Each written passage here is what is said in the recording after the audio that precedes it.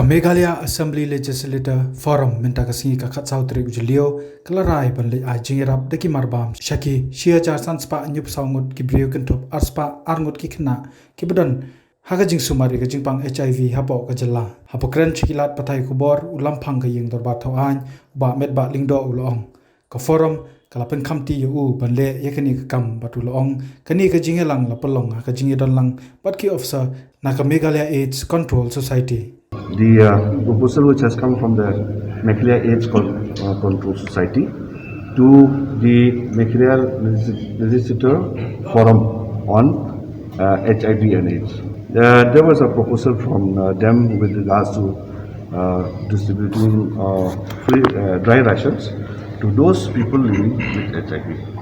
And we have almost 202 children also who are living with HIV. So the forum today have authorized me to take necessary steps in those agendas which have been brought up today for discussion.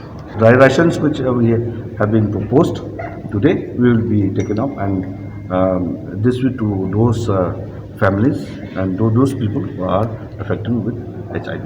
Like all the medicines, those things are 1,574 people living with HIV.